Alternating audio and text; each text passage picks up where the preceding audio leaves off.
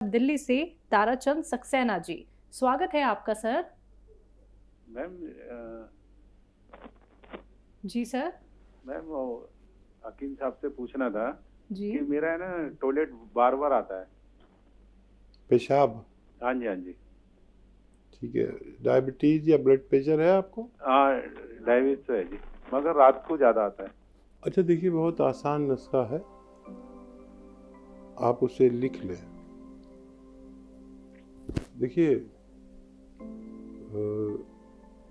एक दवा या एक घरेलू नुस्खा है, दो दवाएं बता रहा हूँ।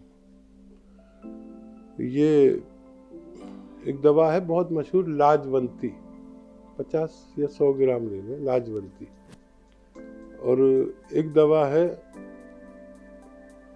जो घरेलू चीज़ है, अलसी, आप जानते ही होंगे। 100 ग्राम अलसी, 100 ग्राम लाजवंती लें और इसको बारीक पाउडर बना लें अपनी मिक्सी में, ग्राइंडर में। और इसका तकरीबन आधा चम्मच या उससे भी कम दूध में मिला दें तो बहुत अच्छा। 1 कप दूध में मिला दें और एक चुटकी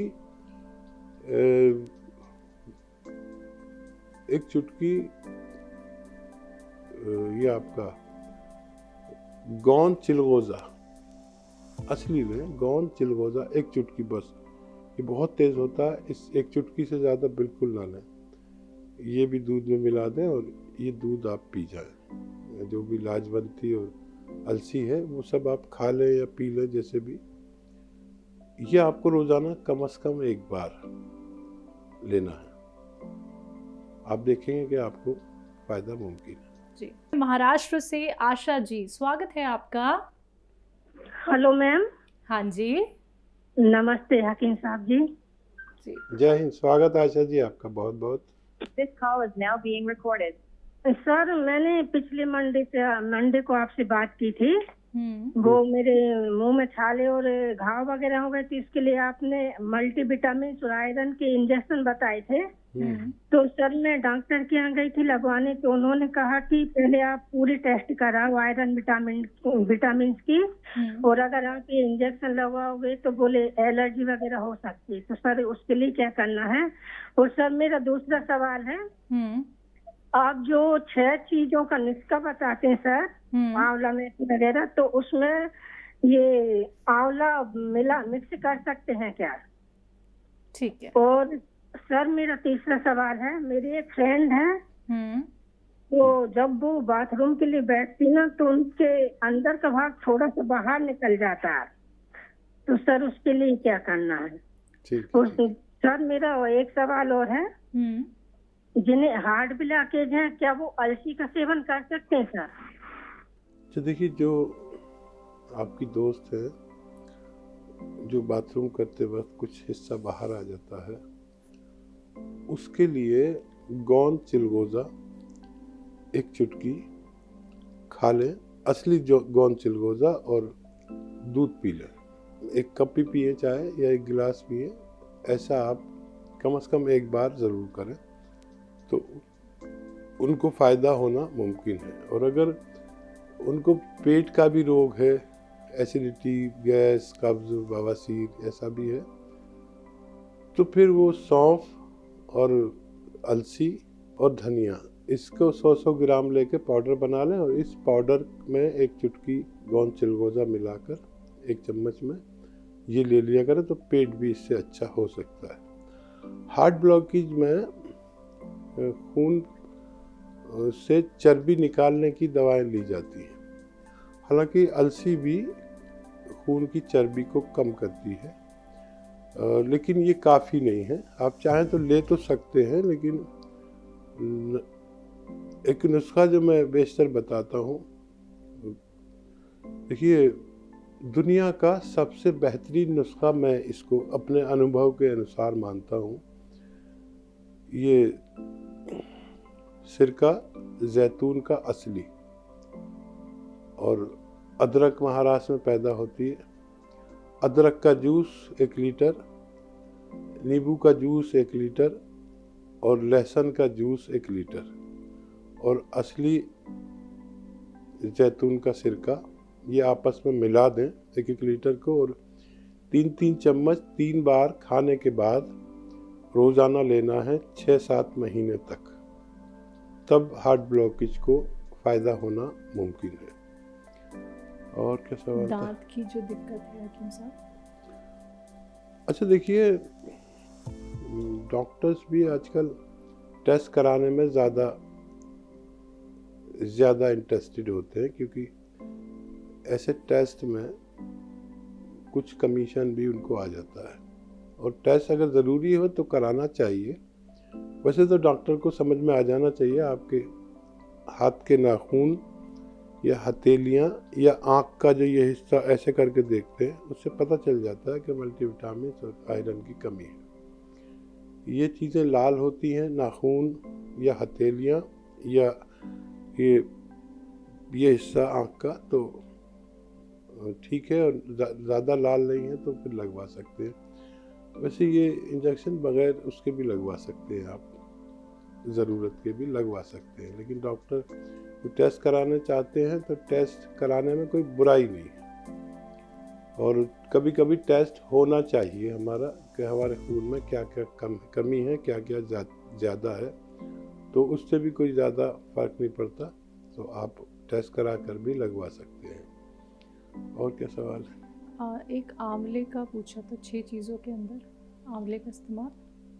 हाँ, आपको वो 6 चीज़ों के मिश्रण में आंवला भी अगर ज़रूरत हो तो उसकी बराबर की तादाद में मिला सकते हैं। स्वागत है आपका मैम। 2-3 सवाल करने हैं आपसे मैडम। एक तो मेरे पैर में ना गोखरू निकल रहे हैं, तो वो उसके लिए क्या करना चाहिए? उसमें दर्द रहता भी है थोड़े समय के लिए, फिर दर्द नहीं भी रहता है, जैसे थोड़े थोड़े से गोल गोल से हो जाते हैं, और राइट पैर के में निकलते हैं, खाली नीचे साइड से, और उंगलियों में निकलते हैं बस। और दूसरा सर, मेरी बहू है 2 महीने की, मतलब प्रेगनेंसी है, उसके लिए क्या करना चाहिए कि बेबी अच्छा से अच्छा हो? और तीसरा सवाल है कि मेरे ना बीपी के कैप्सूल रखी कम से कम ना 1 साल हो गया है, तो क्या वो खराब हो जाते हैं कि फिर से लेने? और डब्बा खोल चुके हैं, beauty B for beauty capsule रखे हुए हैं, ठीक एयर, तो उसको मतलब डब्बा पहले खोल चुके हैं, थोड़े से ले चुके थे, तो फिर बीच में छूट गए थे, कहीं गए थे, तो उसको फिर भी यूज ले आ सकते हैं क्या? ठीक है। और देखिए, डिब्बा अगर आपने एयर टाइट रखा है तो उसकी जो डेट ऑफ एक्सपायर होती है वो 2 साल कम से कम होती है, 24 महीने। वैसे होती तो 3 साल है, यानी 36 महीने, लेकिन हम 2 ही साल लिखते हैं ताकि लोग इसको अव्वल वक्त में इस्तेमाल कर लिया करें। तो अभी अगर आपने सही से रखा है तो वो खाने लायक हो सकते हैं। और पेट में गोखरू? पेट में नहीं, पैर में। पैर में, ठीक है। क्या होता है गोखरू हकीम साहब? गोखरू जो उंगलियों में गांठे गांठे सी हो जाती है जी, जो जिसे वो कहते हैं ठेठ पड़ जाना, जैसे हाथों में होती है ना यहाँ पर मर्दों जी के। जी जी जी। तो ये गोखरू इस तरह के होते हैं। देखिए,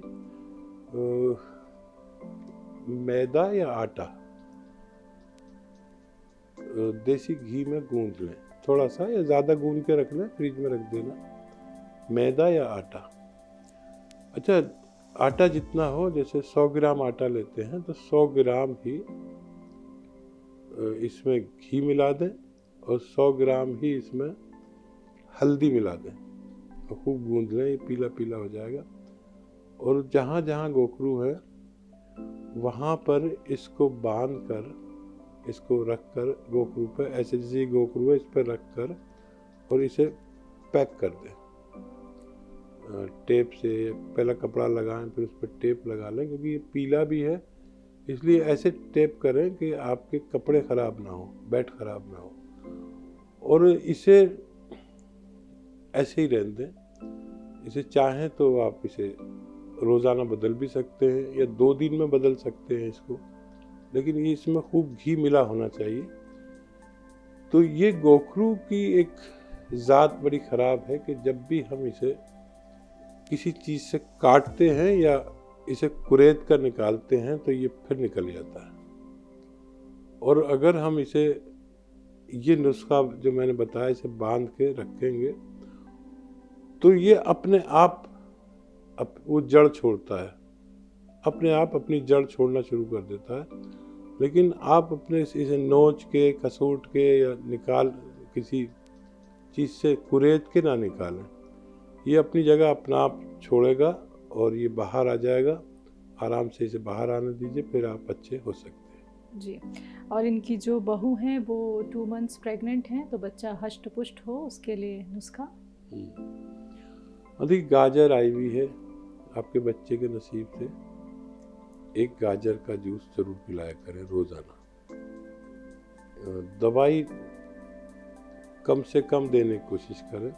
डॉक्टर भी अवॉइड करते हैं 4 महीने तक दवाइयाँ, जितना हो सके कम दवाइयाँ दें।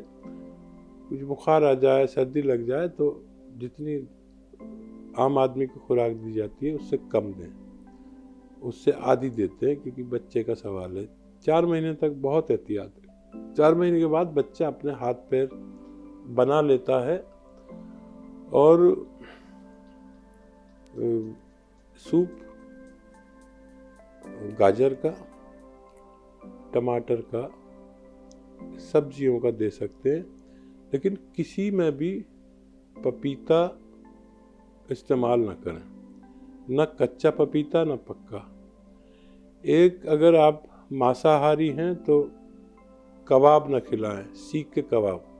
सीख के कबाब में एक चीज़ डली होती है जिसे सर्द चीनी कहते हैं। सर्द चीनी गोश्त को काटती है, गुलाती है, गलाती है। तो सीख के कबाब ना खाएं अगर आप इसके शौकीन हैं, यानी मांसाहारी हैं तो। और मछली खिला सकते हैं। पपीता और हल्दी से परहेज़ कराएं, सीख कबाब से परहेज़ कराएं। और जो भी चीज़ देने की कोशिश करें ओरिजिनल हो। जैसे सेब है, सेब का जूस पिला सकते हैं, सेब खिला सकते हैं। अमरूद आए हुए हैं, अमरूद खिलाएं, अच्छे किस्म के अमरूद खिलाएं। फ्रूट में शरीफा खिलाएं। शरीफा बहुत फ़ायदेमंद है ऐसे बच्चों के लिए जो अभी पेट में हैं। और ये सब चीज़ें खिलाया करें, केमिकल से पाक चीज़ें खिलाएं। और हमारे यहाँ तो कभी ऐसा होता है तो ऑर्गेनिक चीज़ें मंगाते हैं, हालांकि वो महंगी बहुत मिलती हैं, लेकिन हम अपनी बहुओं को खिलाते हैं। वो लगती भी अजीब सी है, लेकिन ऑर्गेनिक चीज़ें यानी खाद्य से जो ऐसे रसायन जो नुकसान देने वाले हैं उससे पाक होती हैं। मेरी दुआ रहेगी कि बच्चा सही और सालिम पैदा हो और आप हमें खुशखबरी दें, चाहे कुछ दिन बाद ही सही। आप हमसे जुड़े रहिए। आपका अंदाज़ बात करने का बहुत अलग है, ऐसा है जैसे कोई टीचर बात करती है अपने बच्चों से, हमसे आप ऐसे बात करते हैं।